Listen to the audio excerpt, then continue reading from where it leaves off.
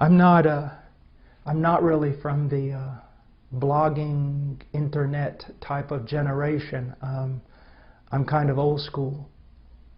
And I suppose all that stuff really has some value to it, but as I wrote recently, it really just burdens my heart, you know. You see all these young men blogging and fighting over theological nuances. And in a way, many of them haven't lived long enough to even know or at least experience what they're talking about. And we'll sit there and we'll fill up the internet with this kind of stuff when there's literally billions of people who've not heard the gospel. I mean, it's insane. If you're listening to this and you're a young man, this is probably not your time to write a book and change the world or have a blog that gets hits from all over the planet. This is your time to prepare yourself to become a man of God. Not to be on the internet, but to be alone with God in prayer until He pours out His Spirit on you and makes you a useful servant. And then go out and don't be involved in pouring water on a land that's saturated. Go out with your life and preach the gospel to the nations that don't know Christ. Why be alive? The need is tremendous.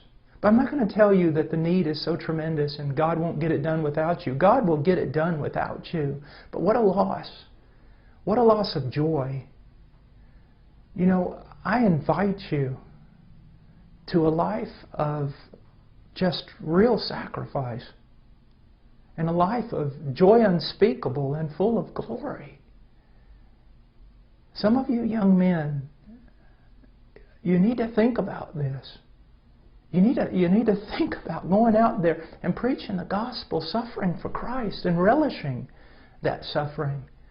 Now, I'm 49 years old and my body is broken into a million pieces. Like Robert Murray McShane said, you know, the Lord gave me a message and a horse, and I've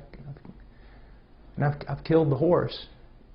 And I feel that way, but I can tell you this, I'm glad. I'm glad. He's worth dying for, young men. And don't waste your life trying to be a theological expert to a bunch of people who already probably know more than you do. Get out there and preach the gospel. Go to the fields. Go to the places where it's dark. Preach the gospel of Jesus Christ. There's, you know, right now I'm just rejoicing in what God's doing in India and Nepal, but there's Tibet. You know, God, I ask God, when are you going to open the door for Tibet? And China? And when are you going to open the door for Mongolia? A friend of mine out in California, an acquaintance of mine, Larry Pan, he has on his website or whatever, he said that he would rather be on the front lines preaching than jostling for prominence on the stage. Young men, go somewhere and die, that only God and hell will know your name. God because He loves you, and His Spirit is powerful upon you, and hell because hell hates you. Go somewhere and preach the gospel.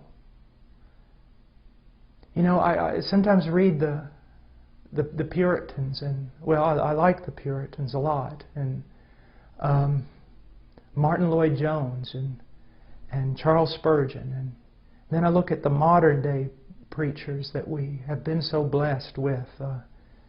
You know, men like John MacArthur and John Piper and Joel Beakey and so many brilliant men, Wayne Grudem and all these men. They're older men and they've studied a lot and God's given them a voice. Young men, don't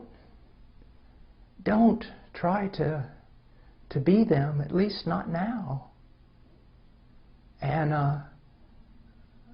don't think that America needs you so much.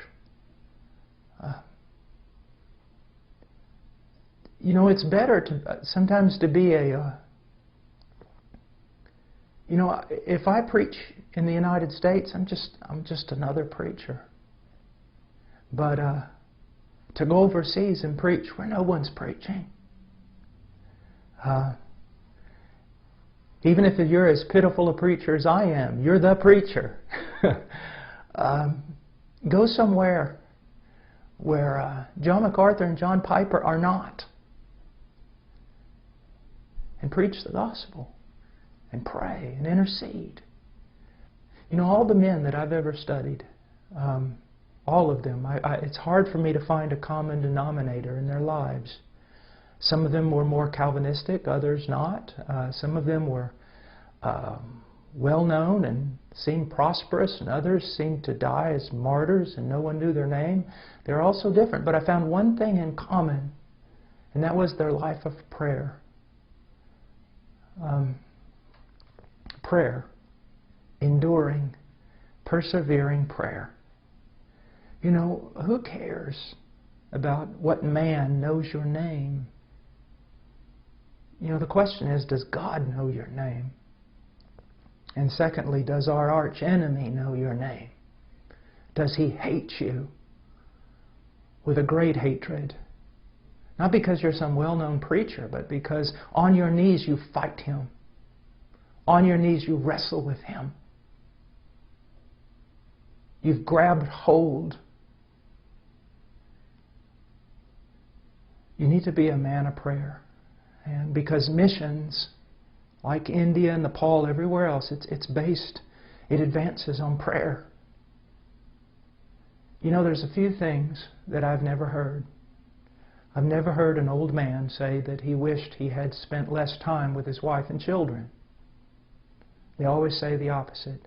I've never met an old preacher who regretted spending too much time in prayer. But just about everyone I've ever met has regretted not spending enough time in prayer. You know, if you know the Word really well, and boy, you're just perfect in your thinking and your logic is pristine, but you're not a man of prayer, you're not worth 2 cents in the kingdom of heaven. You're just not worth 2 cents in the kingdom of heaven. You'll be full of a lot of knowledge and proud and no power. No power. And I pray that you would not jostle for prominence on America's stage. That you'd go and die somewhere for Christ. That your name would be known in heaven. That you'd be a man of prayer. That you'd study deeply, not in order to preach to other brilliant men, but to preach properly to those who have never heard, and to pastors whom God has raised up in foreign lands who've never had the privilege of studying as you have had the privilege to study. Well, this was impromptu. I got back, I guess it was yesterday, from India and Nepal, and tomorrow I head out to the strange land of California to preach. So I'll be needing your prayers. And then when I get back, I'll going to have several weeks just to kind of get back in the groove of things here at HeartCry, and especially to get back with my family, with my wife and my 3 little children. Please, I covet your prayers. My life, for whatever it is, it depends upon the prayers of the saints. So please pray for me and pray for us, and pray for Nepal and India and all the other countries of the world. That Christ's name will be great among the nations from the rising to the setting of the sun, and that He will receive the full reward for all His suffering. God bless you. Have a great day.